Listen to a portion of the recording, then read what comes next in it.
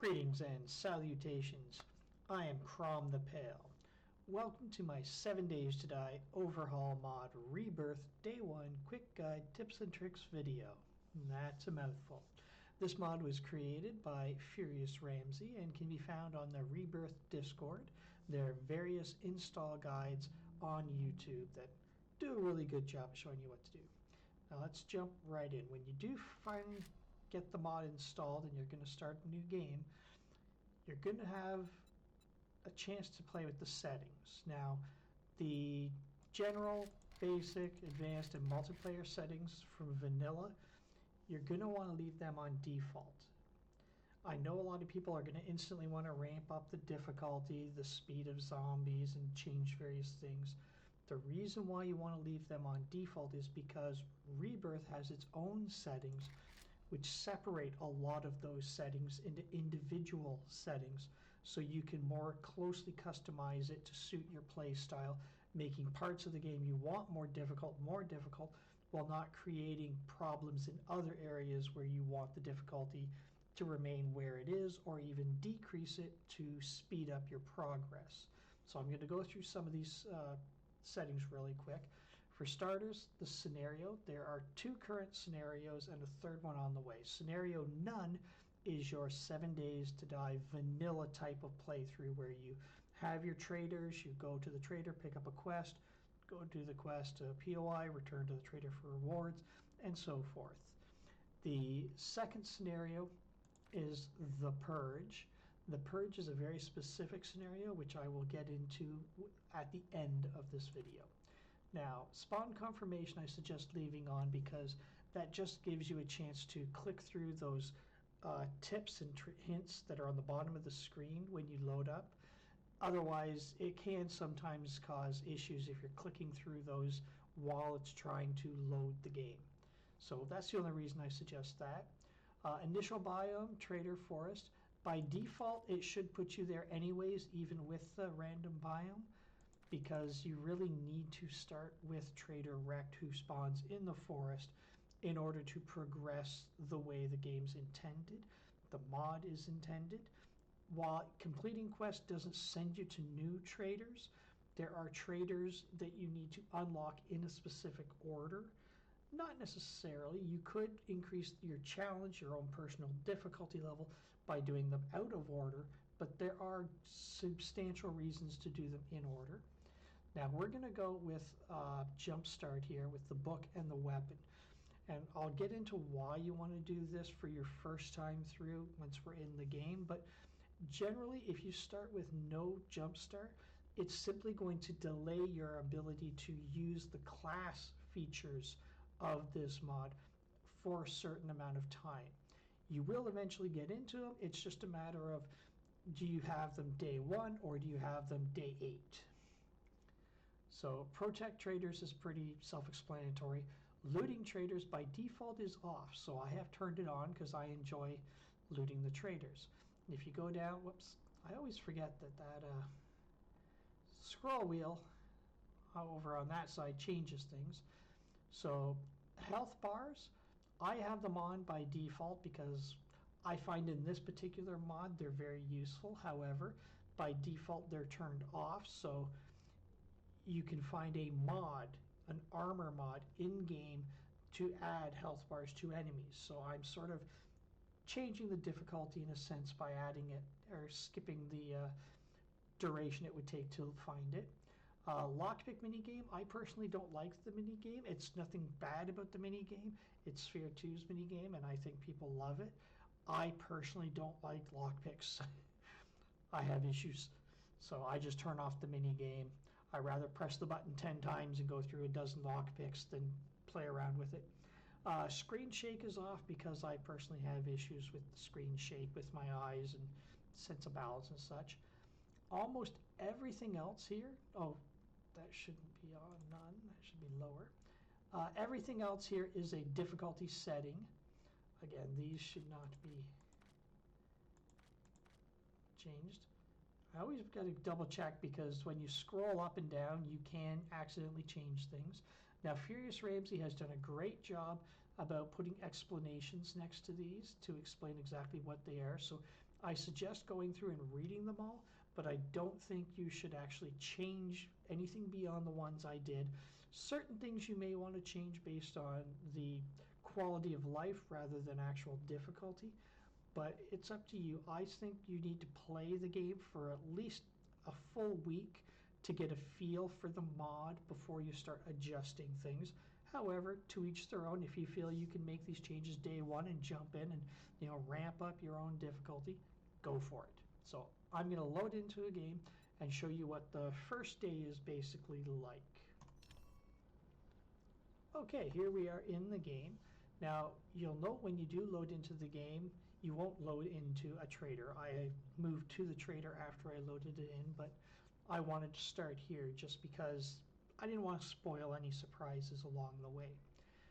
One thing you'll definitely note when you start is that on the top right here, you don't get the standard challenges. You are told to make a bedroll or a club or a block or anything like that. So what you are told to do is talk to the vanilla trader. That is important in this mod in order to actually kick off and educate you about how this mod functions. It doesn't mean you can't craft a club or something else, some other weapon, just that you're better off coming here first, especially if you have the jumpstart activated, because you will get those jumpstart items from the traders here. Now, what I would like you to notice, though, is down at the bottom, the toolbar is, as you can see, substantially longer. And S down here is for shift, so I can do 1 through 0 to hotkeys the first 10 slots, and then shift 1 through 0 for the second 10. Above it, you've got your health, your stamina, your water, and your food. And then over here is a wonderful pop-up which shows you your genetics. So that's your strength, dexterity, constitution, intelligence, charisma.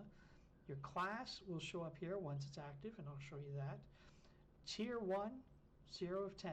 That's Tier 1 quests. I have done 0 out of 10 necessary to get to Tier 2. I am level 1, game stage 2, and loot stage 1. Now, I'm going to go on up, and I'm going to talk to the trader here. Everything's for sale. Didn't we agree? Now, he's going to offer these starter packs. You don't need to worry too much about these. I'm going to just grab strength because it's the first one, and I'll explain later why they don't matter very much. He's going to tell you to open it and then talk to Bristol, and you can read this yourself when you get in. You'll note he just gave me a starter pack. When I open it, there's 2 significant items. An injection, which is going to boost my strength a tiny amount, and 100 blueprints for strength. These blueprints are used to craft mods that will add or take the place of perk points. So I'm going to run over and talk to Bristol.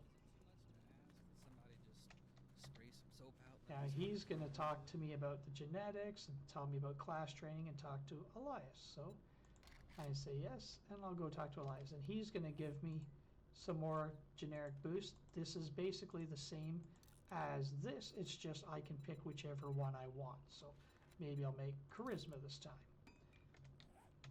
So I'll go over here and talk to Elias. Now, Elias is going to give you some information about classes and how you can get into that. He's also going to tell you about his missions, which are for the workstations, which I'll get into very quickly. Now, you open this up and you'll see I've been given a stone axe, a stone shovel, and a class reference book.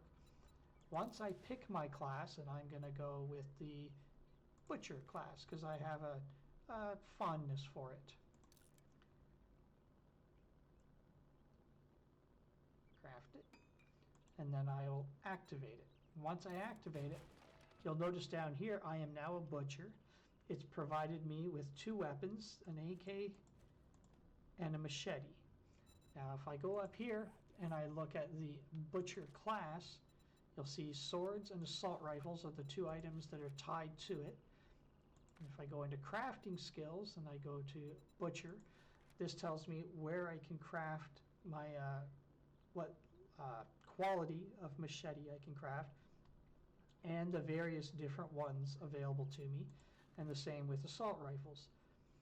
Now if I wanted to go into a different class, I have to first get the butcher class to level 6. Otherwise, I will lose the ability to take advantage of the unique features of that class, specifically the class aura. Now, I don't currently have an aura. The aura goes in my armor, which I don't have any armor as of yet. And you craft it here. And let's see. Butcher.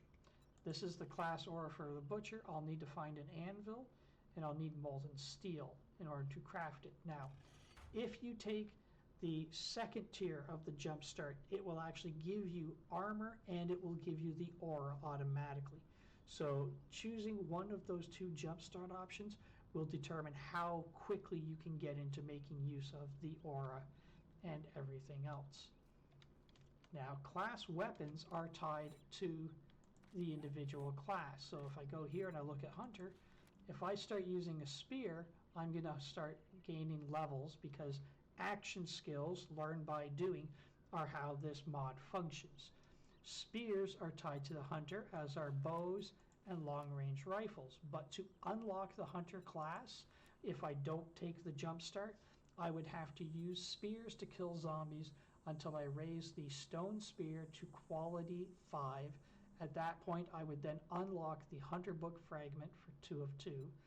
I would then have to use bows, the primitive bow, raising it to quality level 5 to unlock the fragment 1 of 2, at which point I could then craft the Hunter class book. Oops, where is... Alright. There, from the 2 half fragments, that point I would then unlock the Hunter class, and you can see that would unlock the Hunter aura. Now, when it comes to workstations, you can find the working workstations throughout the world in many POIs. Almost all of them require tools.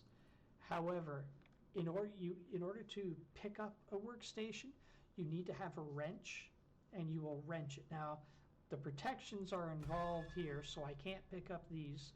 I'll have to find them outside in the world if I want to move them to a base.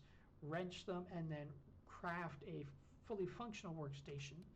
So if I wanted to craft a forge, you'll see there's 2 recipes for the forge.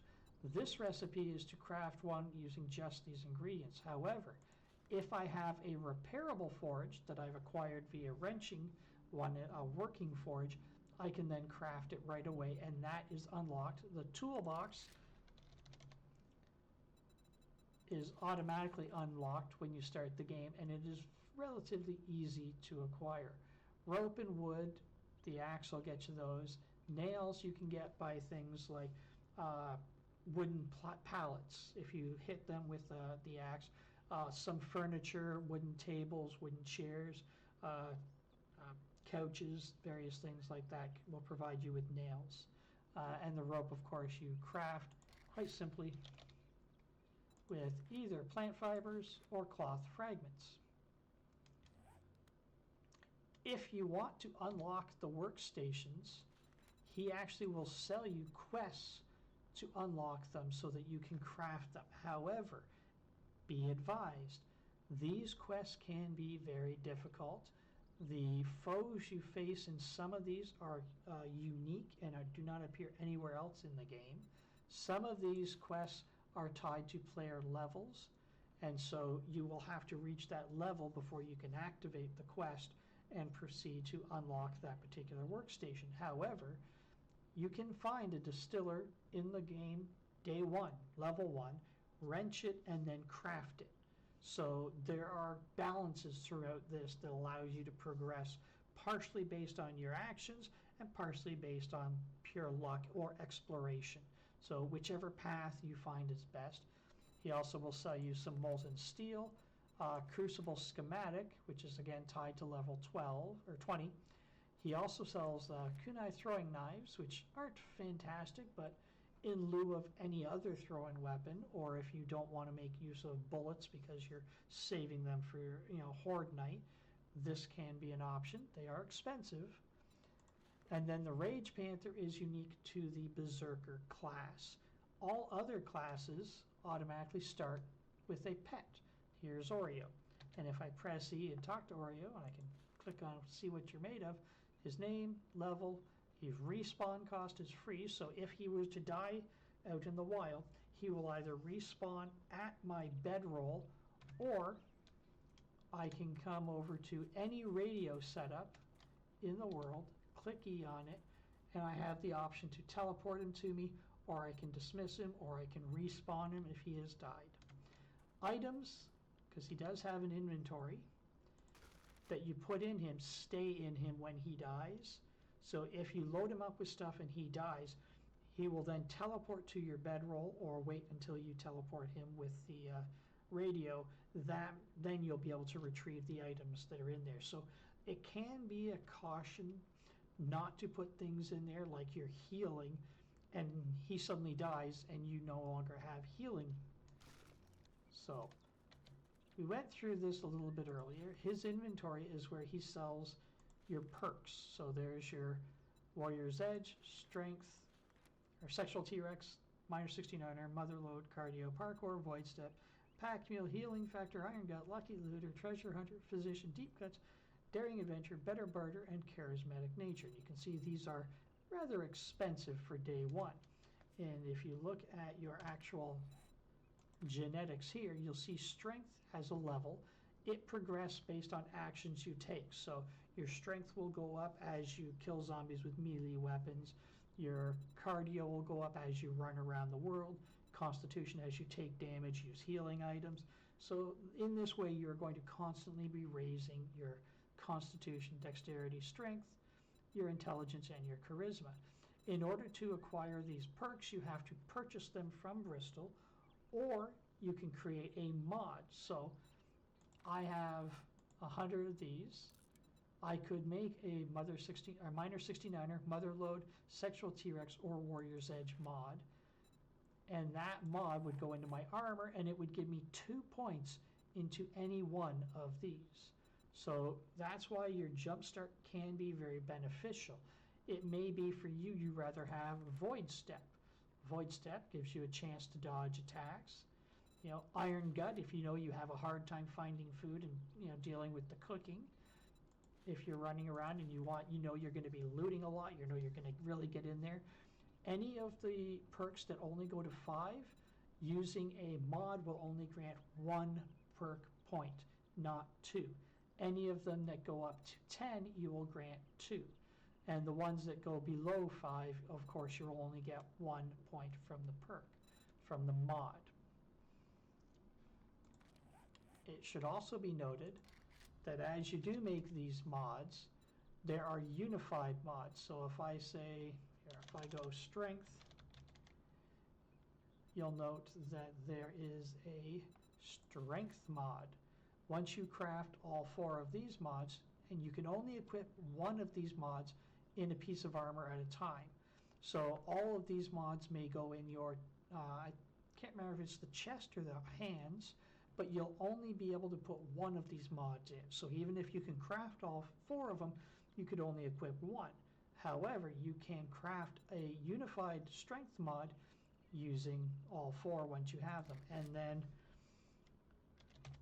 once you have all 4 of them crafted, actually it's probably easier to go genetics. Or not. There, genetics. Once you have the unified strength, unified dexterity, unified constitution, the unified intelligence, and the unified charisma mod, you can make a genetics mod, which gives you the benefit of all of the genetic mods in a single mod that goes into a single mod slot, which is extremely useful. As you're trying to collect those blueprints to make those mods, Bristol here will exchange those blueprints should you want to change what you have. So if I've already made all of the strength mods, I can transfer those 100 into 50 dexterity. It's not something you're going to do early game, but mid game, as you are getting closer to crafting all of the mods, this can be a way to quickly get that last 1 or 2 mods that you need. Now he also will offer you a chance for DNA blueprints. I don't suggest ever doing this The only exception to this is in the late game if you have a specific genetics that you're having trouble raising. So what this does is it allows you to create these little injections. You'll see here I have a strength injection. So currently my strength is 0, 0. I use this, and now my strength is 10%. That's it, 10% of level 1. So I would need to use 10 of these to get 1 level of strength. So that is a huge consumption of the genetic blueprints for a very tiny reward. The next thing you should know about Bristol is that he has these useful information regarding shortcut keys. For example, Q will summon your dog or any NPCs you hire. It will also put them out if they're on fire, provided you have water in your inventory. It usually uses the dirty water, so you don't necessarily have to have boiled water or other water. You should also take a look at the trader vending machines. There's where you can acquire fire extinguishers. I've yet to find one lootable in the world, so you may have only an option of buying one. If you're playing with the fire spread on, you're going to want an extinguisher with you. There's nothing worse than being in the basement of a POI looting only to go and find your staircase up is completely engulfed in an inferno. Potassium bicarbonate is how you recharge a fire extinguisher, so you don't have to keep buying fire extinguishers, and you can craft the potassium bicarbonate. Armor kits are both used for repairing armor and crafting armor. Electrical repair kits are for things like the deployable turrets, vehicle repair kits, firearm, standard repair kits, and bicycle repair kits all make sense on their own. The hot wire kit is something you're going to need to actually get vehicles up and running. Now, the way you use that is if you locate a repairable vehicle in the world, such as this, you then have to locate all of the items requests here, put all of those items in, and then click hotwire with a hotwire repair kit in your inventory. That will allow you to actually acquire a vehicle. You cannot craft these unique vehicles, but all these vehicles can be acquired as repairable. It's a random chance. I got very lucky that this quad was in the trader itself, and it's actually one of the best early game ones because it doesn't consume a huge amount of fuel and its requirements are rather small. There's actually ones that require full 4 rows of items.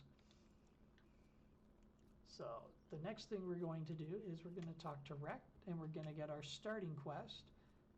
And I want to get a POI fairly close. I thought you were a zombie. So the one I wanted isn't here. So I'm just going to take one at random, Hotel 7. But I can take more than one job at a time. Ah, there it is. There's the Waffle House. You can't refuse. So the Waffle House is actually right over here. So I'm going to set the Waffle House as my primary one. I'm going to run over there and start that quest. And let's begin the quest. You'll notice, like in vanilla, vehicles can change. And unfortunately, these two are not repairable. So I'm going to go in.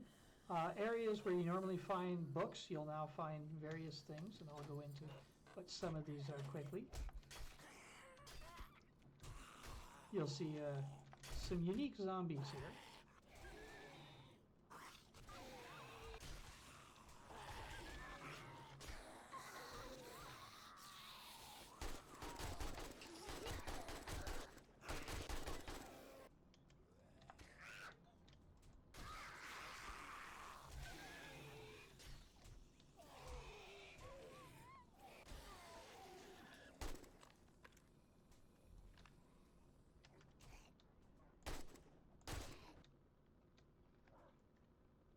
Okay, and the quest is now complete, so we're going to start looting.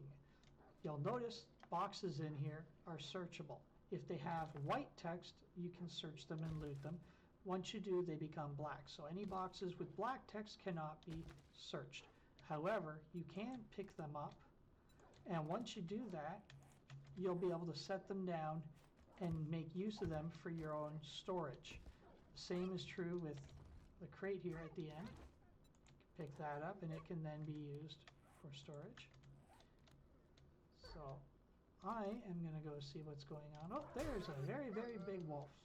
Thankfully, he suffered a lot of damage.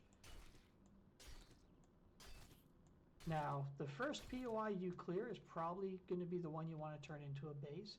I highly recommend you pick up everything because unlike vanilla, oh, I got a cooking pot, you can pick up pretty much everything in this game. Anything you can't pick up like this, you should wrench when you have a wrench. Anything that can be used as storage should be. So if you look, these guys are pretty good for storage. I'm gonna grab boxes. This can be used for water, so I suggest not picking it up.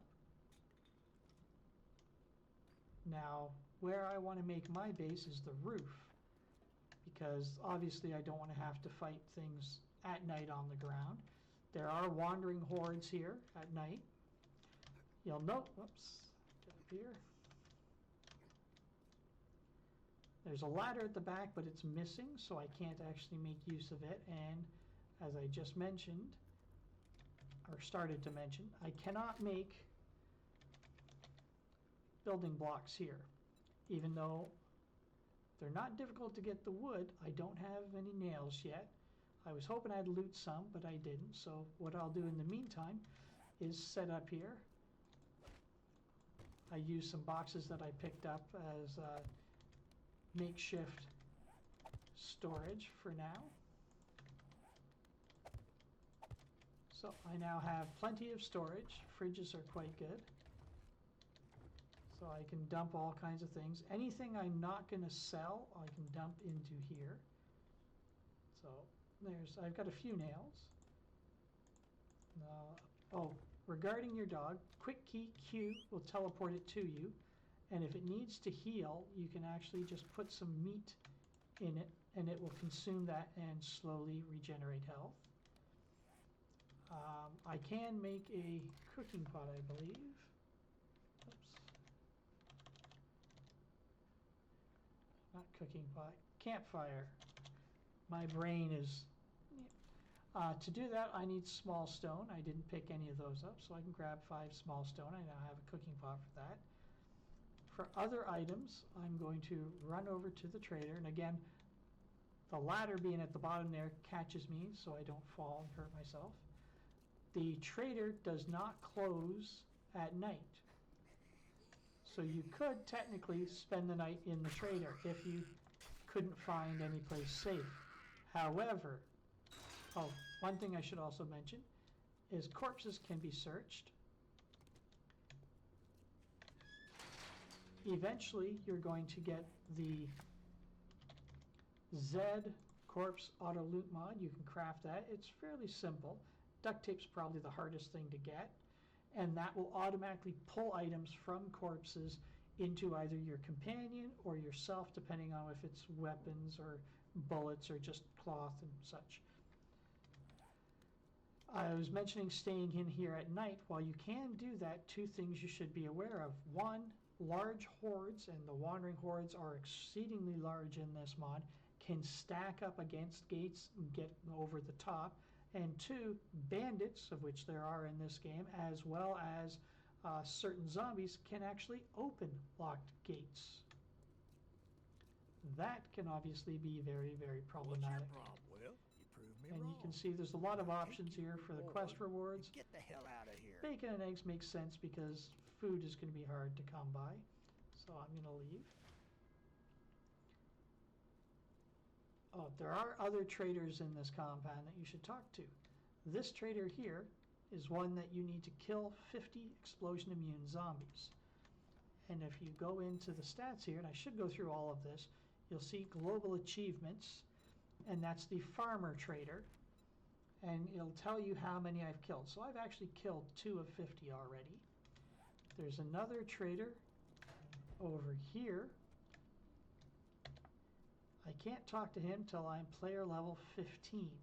Once I do talk to him, however, that's the mercenary one, he'll let me purchase a mercenary who, by pressing the insert key, will allow me to summon a NPC that for about 60 seconds will run around and melee attack any zombies within range. It does have a 20-minute cooldown. The higher tier you get, the more potent the zombie is. So at level 5, you're going to get 5 of these guys, just exactly like that, with swords.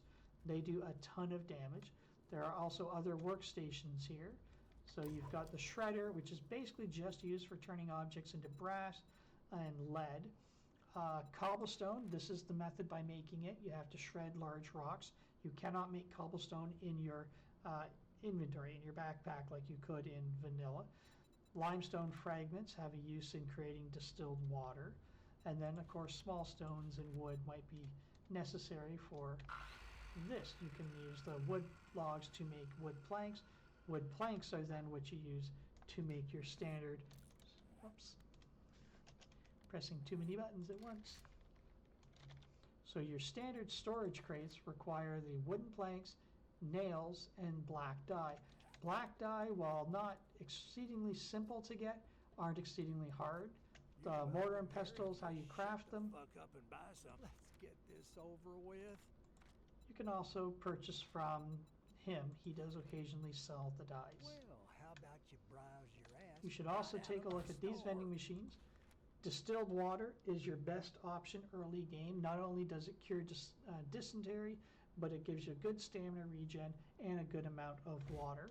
It should be noted that all canned food in this game will give you dysentery. It's a small chance, but the chance obviously builds the more you eat it. One thing you should note as well is there are multiple special zombies. I thought about loading some in to show you them, but I think it's probably a better idea just to let you figure that out on your own. I will tell you their names and what they do. So you have the Doctor Zombie that heals nearby zombies, the Guardian Zombie that gives them a protection buff, basically adds armor to any zombie in range. The Bouncer Zombie will actually add damage buff to zombies, and the Hazmat Zombie, which will give them a radiation damage buff, which will allow them to actually inflict radiation damage and possibly radiation poisoning on you. Zombies that have glowing hands are usually a special kind of zombie, like the Explosion Immune Zombie, of which I have to kill a certain number of to talk to the farmer trader. You can also collect zombie remains, which I don't think I picked any up, but the zombie remains are used for crafting an late game item. NPCs will not start spawning until you hit a specific point in the game. Once they do, you'll be able to go out and acquire them using cash. The game uses old cash, which is totaled here, rather than dukes. You won't find any dukes in the game whatsoever. These ranged expertise fragments are amazing. The idea behind these is, since your weapons are all based on action skills, one of the problems most players have with action skills is that once you get deep into the game, if you want to change your weapon, you suddenly have to grind with a low-level weapon up until it becomes strong enough. It's doubly hard in the mod where you have to craft higher tiers, higher quality weapons based on the usage of said weapons. To balance that out, he's introduced expertise books, which can be both crafted and looted in things like airdrops and as quest rewards, and drops from certain enemies as well. And what these do is they will allow you to skip ahead and level up weapons that you are not actively using or have not been actively using, or you can even quicken how quickly you level up weapons you are using. So if I go here and look at the Butcher class, so for swords, I'm only at 42%. If I read a bunch of those books, each one levels the sword progress by 10%. However, if my level in swords is maxed, as in this is level 1, it will work towards my Butcher class. And those books grant 30% progress on your class. So if I open this and look at, say, where's sword? Or no, My mind just went blank. I'm looking for assault rifles right at the top. So if I use an assault rifle book, the assault rifle book will actually add 30% to the butcher class if I'm leveling the butcher class. So you can see right down here, my assault rifle's 0, my sword 0, and my butcher is level 1. I can't get to level 2 until at least one of the 2 associated weapons is at level 1. Down here, this indicates what quality of that weapon I can craft. So if I move to the machine gun, I can craft quality 1 assault rifle. I can craft a shovel and an axe, all level 1. I'm going to cheat in an expertise books.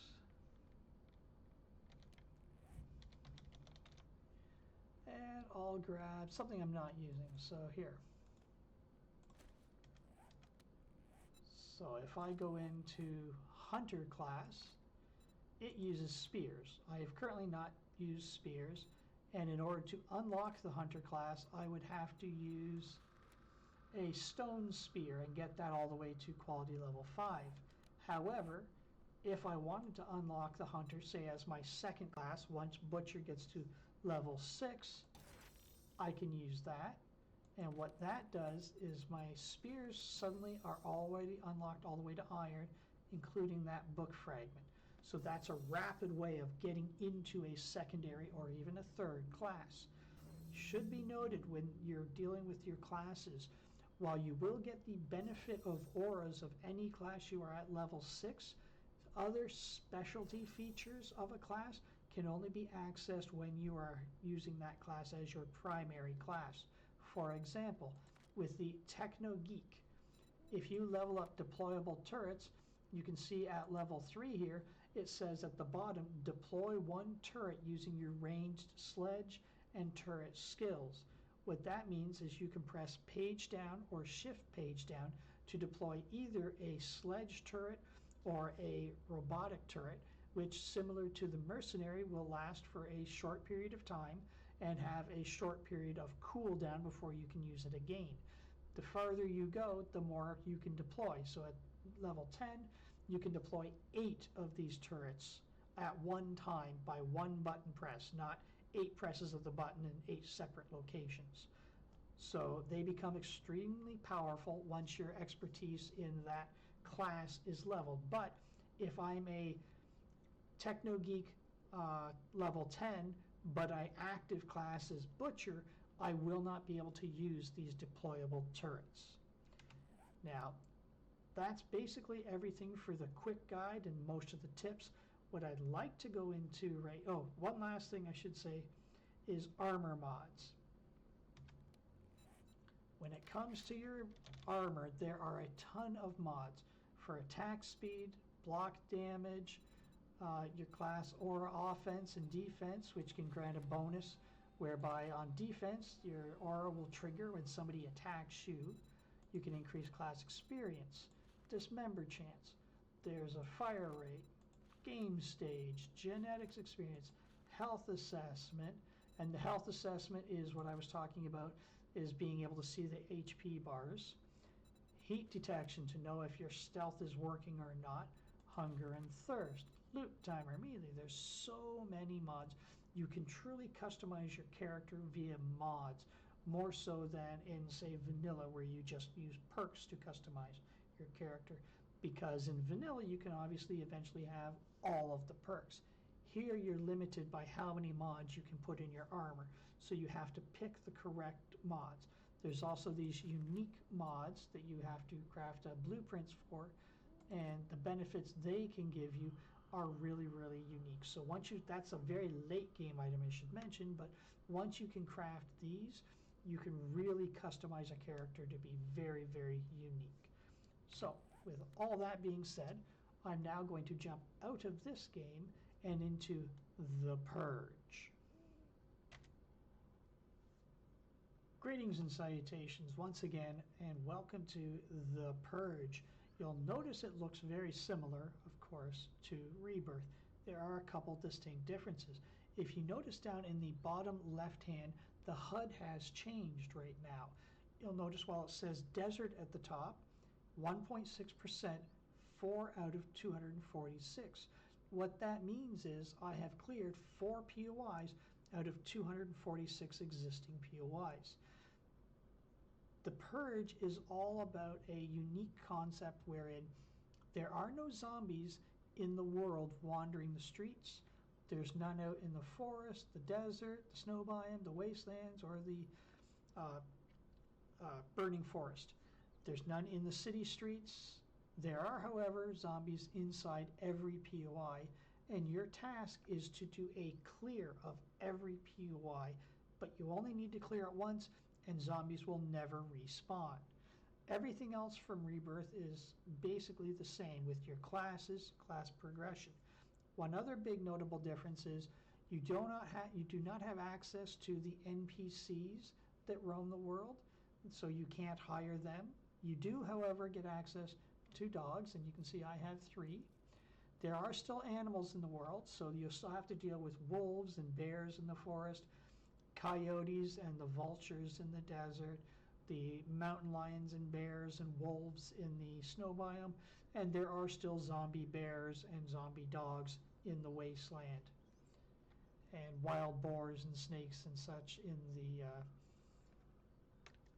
burnt forest. What you'll also notice when you open the map here, at the top here, it has a listing of the tiers of POIs. Since there is no quest from the traders are still here. You can still talk to various traders, Rec, Bob, and Joel, and Hugh, and Jennifer, and get items, purchase items, and sell items to them. You can no longer get quests from them.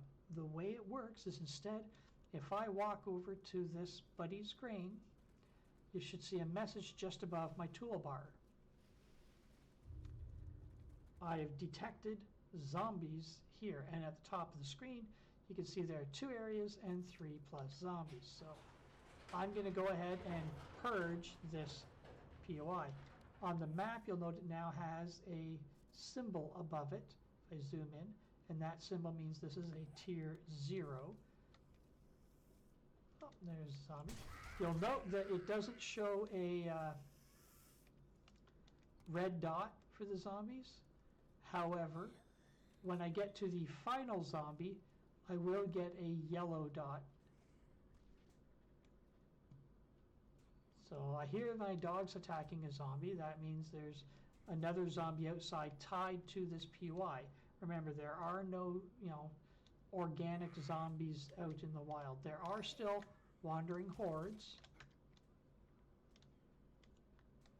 There we go, there's the zombie.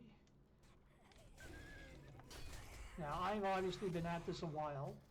You can see there's the yellow dot. So now I can go down and track where this zombie is. Once I've finished, you'll see a message on the bottom of the screen here. It says, Crown the Pair reports 3 targets purged from Buddy's Grain in the desert. And if I run out to the road so I'm not blocking it, and I open my map, you'll see there's now a green check mark here.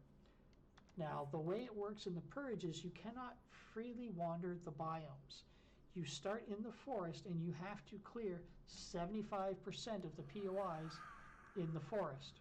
And of course, great timing, I just got an event, Death's Whisper. So what I'm going to do is drop my monster turret there. You can see the firepower he's putting out. I've also got other turrets. And after 100 days of this, I am rather formidable. So,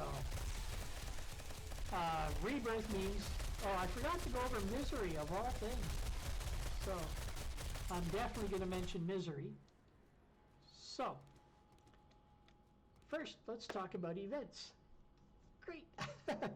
Events like this randomly occur throughout the game, both in Rebirth and in the Purge. They happen alongside wandering hordes.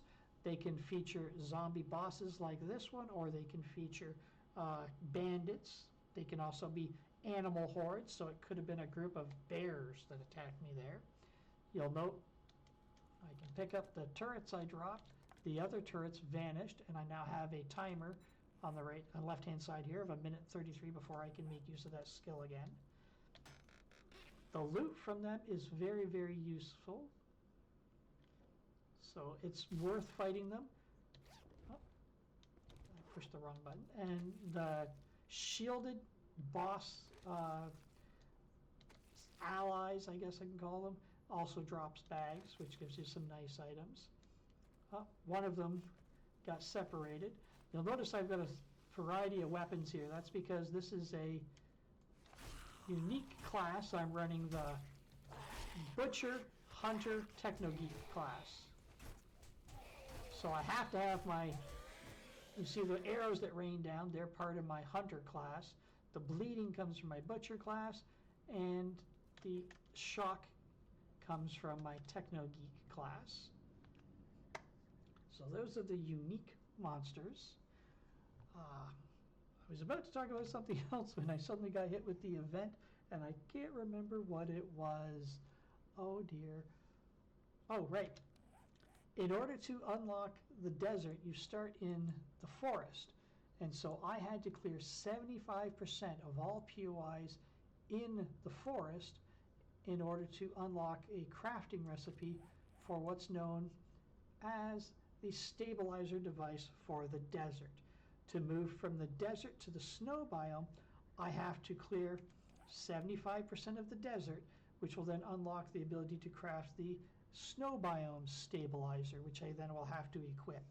Now I can eat vitamins to get a short duration immunity buff. If I head into the biome I don't have a stabilizer for, aside from the forest, without taking any vitamins, I will be hit with multiple negative conditions which make it almost impossible to proceed. If you are going to play the Purge, I highly recommend making a small, say size 4 map, and you may even want to adjust the XML code to allow it to make the default small towns that vanilla does use. You could use a vanilla map, however, there are custom POIs included with the Rebirth mod that you won't have access to. They're not required for the game, but they are fun to explore as they are new and different, and I think very well crafted. Should also be noted, once you get past 15% in a biome, it will uncover all of the tier 0 POIs and show you where they can be found. So even if you haven't walked up close to them yet, they will show up on your map. Once you get every 10% above that, so at 25, 35, 45, 55, each tier of POI will start to be revealed. Eventually all of the POIs from tier 0 to tier 5 will be revealed for that biome. So as I am only at 2% of the desert, the only POIs revealed here are ones that I have walked up close enough to trigger. There is no failure for quests, so triggering the quest doesn't have a fail condition. I can't travel too far away and have it fail on me. So that is the only thing to be aware of. It means if I die in a quest, I can return and do it again. If you choose to play permadeath, which I know some people like, the Purge is an excellent scenario for that. Pardon me while I cough. The Purge is fantastic for permadeath play simply because it's challenging. You've got this very obvious progression. Like I have purged all of the POIs in this entire city from tier 0 through tier 5, and I marked some big tier 5s. There were a total of 8 tier 5 POIs in this city, and that was a lot of fun. I required a lot of effort to get through those. I have died 4 times here, and I've killed 11,000 zombies. The player kills are bandits, and again, there are no bandits or zombies wandering the world, but they can show up as events. They can also show up protecting airdrops. Oh, that's another thing to make note of. You'll see down in the left here, there's a box where before it was tracking how many quests for a tier. Now it's tracking how many zombie kills for a airdrop. Zombie kills for questable POIs are all that count. So if you have a wandering horde or a special event like I had, those kills do not count towards this. It starts at 75, and every time you receive an airdrop, the number of zombies you have to kill to get the next airdrop increases by 5. So you can see I need to kill 225 more zombies total. I'm at 117 currently for my next airdrop. And then of course my level, my game stage, and my loot stage are the same. All of the other items are the same. You'll notice what's listed here are based on the primary class. But if I go up here and I go to my butcher, you can see I'm level 10 butcher. My assault rifles are only 8 because I don't use the assault rifle quite often enough. You'll see in hunter, I didn't use bows or long range rifles at all. I only used the spear. The reason I was able to level it so quickly is I made use of those expertise books. And then of course the techno gauge, I didn't use the batons or the revolver at all, just the deployable turrets, and once again I made use of expertise books to level it up. So that is my tips and tricks guide to Rebirth and the Purge. I hope you've enjoyed this. I hope you give this mod a try. It is a fantastic mod.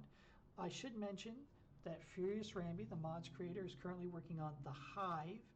I don't have a lot of details on that, and it's still under construction, but he does have several videos where he's playtesting an early version of it. It's missing a lot of features, he said, but it's something you should look at. The simple concept to it is there's eternal darkness. There is no day counter at the top. There is no time. The sun does not rise. The sun does not set. Your goal is to locate a hive in each biome, and I believe it's mini hives that you have to clear in order to find the location of a major hive. Once you clear that hive, you are then sent to another biome to repeat the process. Once all of the biomes have had their hives cleared, then the sun will come up. That's the goal. He's currently working on it. It looks fantastic. It's extremely, terrifying playing in eternal darkness. But I think there are people out there that will find that a ton of fun. So thank you very much for watching. I hope this has been helpful to you, and good night.